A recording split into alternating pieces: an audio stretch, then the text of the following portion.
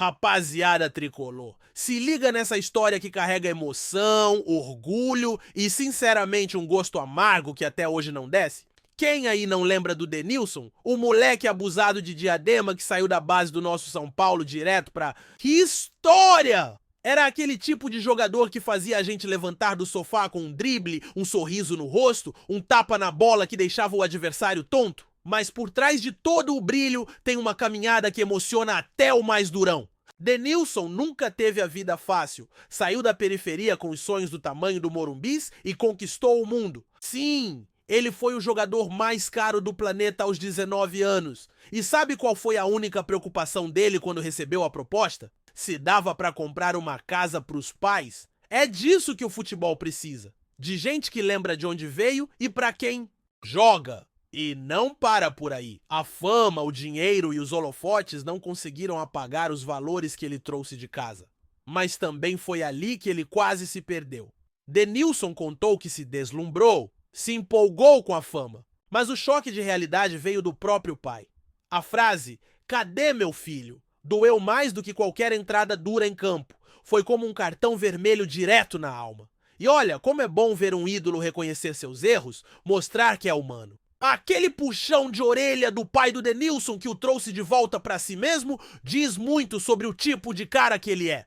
Porque mais do que dribles, o Denilson sempre teve caráter. E isso vale mais que qualquer título. Mas, irmão, agora, segura essa que é de cortar o coração de qualquer São Paulino raiz. Em 2007, quando ele tentou voltar ao São Paulo para recuperar a forma, sabe o que aconteceu?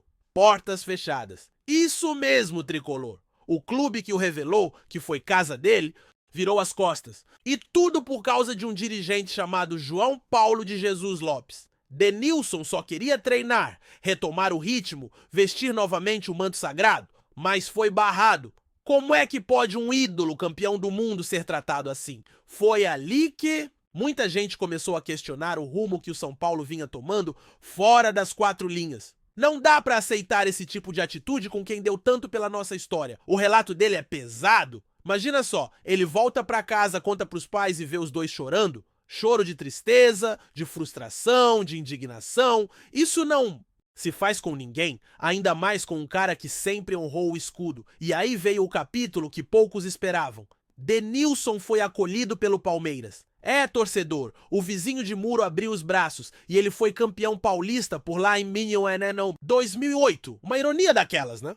O cara que deveria ter encerrado a carreira onde tudo começou foi brilhar com a camisa do rival. E não porque ele quis, mas porque o São Paulo não soube acolher um dos seus. Isso machuca não só ele, mas todos nós que acompanhamos a história desse clube gigante. E o pior é que ele nem fala com raiva hoje em dia. Ele fala com tristeza. O tempo passou, ele virou ídolo também na TV, nos comentários esportivos, com aquele jeitão espontâneo e divertido que todo mundo ama.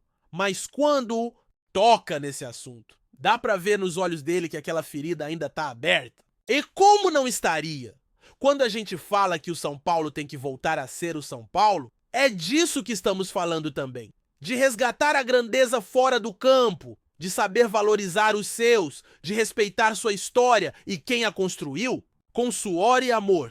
E como se já não bastasse toda essa ferida aberta da história do Denilson, o torcedor do São Paulo acorda com outro baque nesta semana. Uma acusação pesada envolvendo o volante Bobadilla. A denúncia veio do lateral Miguel Navarro, do Talleres, que afirma ter sido vítima de xenofobia durante o jogo no Morumbis. Segundo Navarro, Bobadilla teria o chamado de venezuelano morto de fome, uma frase que, se for confirmada, fere não só o adversário como a imagem do nosso clube. O São Paulo, claro, entrou no meio da história, porque isso não é pouca coisa. A acusação foi parar na delegacia e agora virou caso de polícia. E a torcida? Ficou em choque, tentando entender o que realmente aconteceu ali. A primeira atitude do clube foi prestar apoio jurídico ao jogador, que acabou não comparecendo à delegacia no dia marcado porque já tinha viagem programada com o elenco para Salvador, onde enfrenta o Bahia. O depoimento foi adiado para o dia 11 de junho, e isso já acendeu mais um alerta. A gente entende que o calendário é apertado, que tem jogo e tudo mais, mas esse tipo de acusação não dá para empurrar com a barriga. A imagem do clube está em jogo e o torcedor está de olho. Numa era em que a intolerância precisa ser combatida com firmeza, qualquer passo em falso pode custar caro.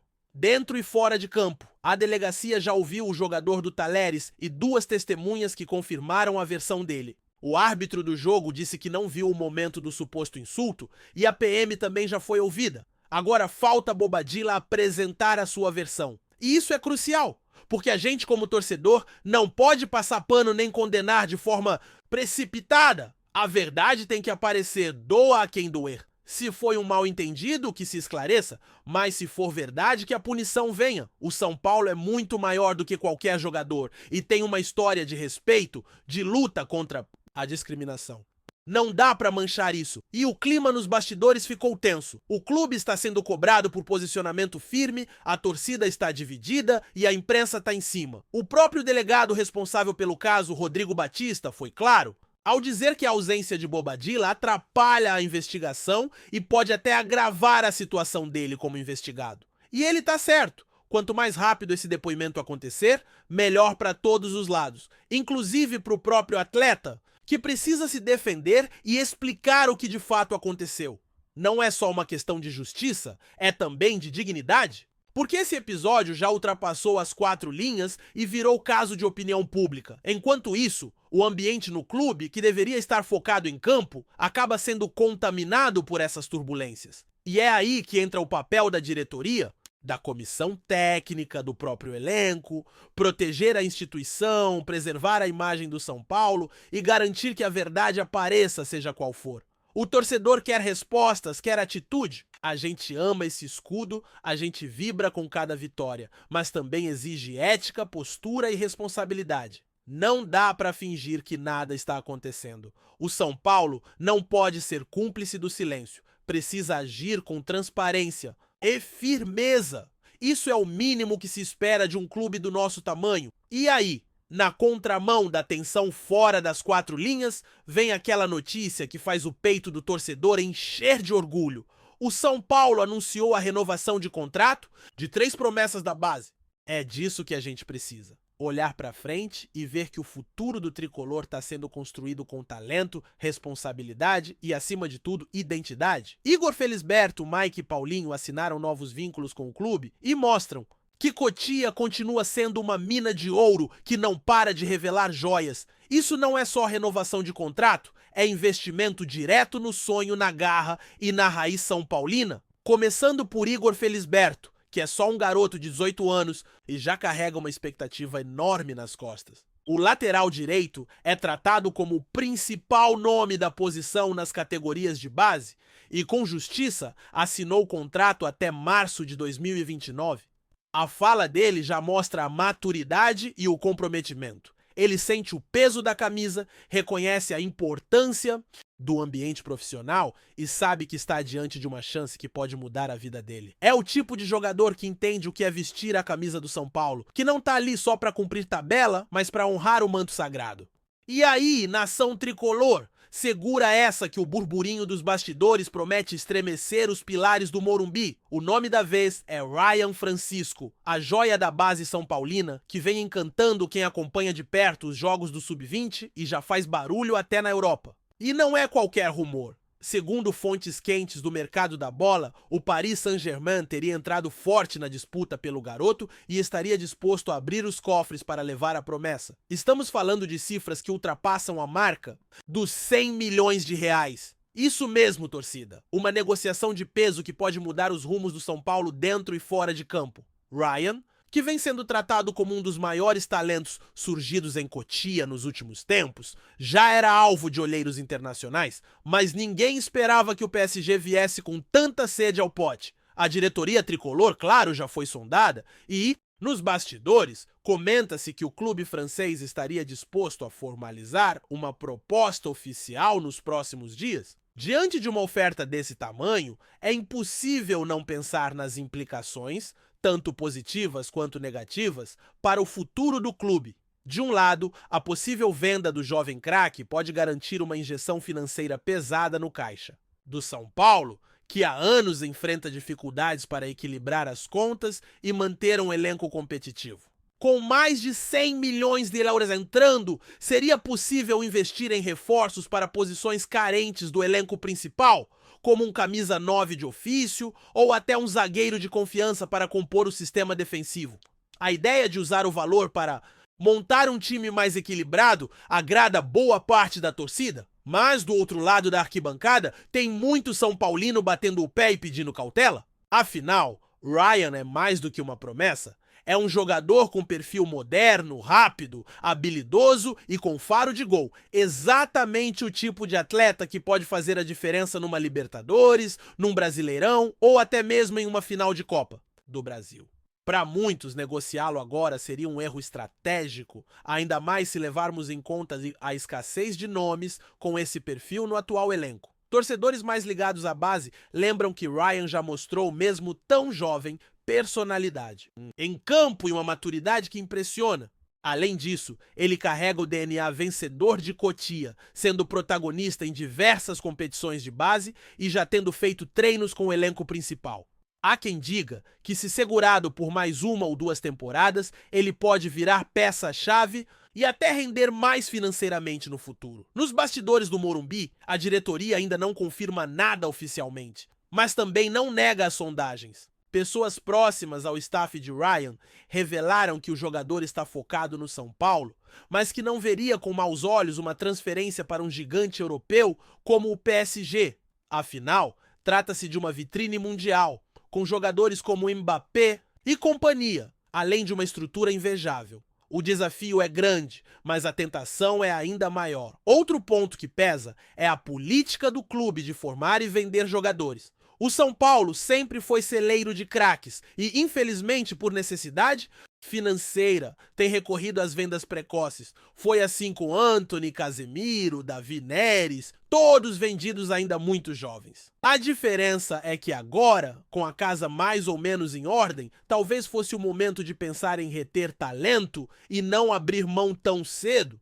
A torcida se divide. Parte dela enxerga Ryan como o novo Antony, que pode explodir na Europa, mas que também poderia render títulos importantes ao tricolor se ficasse por mais um tempo. Outros acreditam que o momento é de reconstrução e que o valor oferecido é irrecusável, principalmente se for bem aplicado na montagem de um time competitivo para as grandes competições do ano. Além disso, há o temor de que, mesmo com o dinheiro em caixa, o clube não saiba investir da melhor forma. Já vimos esse filme antes. Vende-se uma joia por milhões e, em troca, chegam jogadores medianos que pouco entregam em campo. A diretoria terá um enorme desafio pela frente. Caso aceite a venda, precisa mostrar que aprendeu com os erros do passado e investir com inteligência. Do ponto de vista de mercado, o São Paulo tem uma chance única de fazer um grande negócio. Vender Ryan por mais de 100 milhões de euros pode ser o maior negócio da história do clube com um jogador da base. Isso elevaria ainda mais o prestígio de Cotia, consolidando o tricolor como referência mundial na formação de atletas e abrindo portas para futuras vendas a preços ainda maiores. Mas vender agora também é um risco. Ryan pode ser o diferencial que falta no time de Zubeldia para brigar por títulos nesta temporada. Perder um jogador desse calibre antes mesmo de vê-lo brilhar com a camisa do time principal pode deixar um gosto amargo na boca da torcida. Afinal, torcedor quer título, quer emoção, quer ídolo no campo. E não apenas na planilha financeira. A expectativa agora é que os próximos dias tragam novidades concretas. Se o PSG oficializar a proposta, o São Paulo terá que tomar uma decisão difícil. E como sempre, quem mais sente isso no peito é o torcedor. Aquele que acorda pensando no tricolor, que lota o Morumbi com esperança, que vibra com cada drible, cada gol, cada nova promessa. No fim das contas, essa novela promete muitas emoções. Seja com Ryan brilhando na Cidade Luz ou incendiando o Morumbi com seus gols, o importante é que o São Paulo siga firme no caminho das grandes conquistas. O torcedor já sonha com reforços de peso ou com a ascensão de um novo ídolo. Mas enquanto a decisão não vem, só nos resta esperar e torcer pelo melhor para o nosso tricolor. E você, torcedor, venderia Ryan por 100 milhões de euros agora? Ou seguraria o garoto para fazer história com a camisa do São Paulo? Deixa a tua. opinião aí nos comentários, compartilha com a galera tricolor e segue com a gente, porque essa novela promete mais capítulos de tirar o fôlego. Apresentamos as últimas notícias do São Paulo, inscreva-se no nosso canal e deixe seu like para continuar recebendo informações exclusivas. Não se esqueça de deixar sua opinião sobre essa notícia nos comentários. Até o próximo vídeo.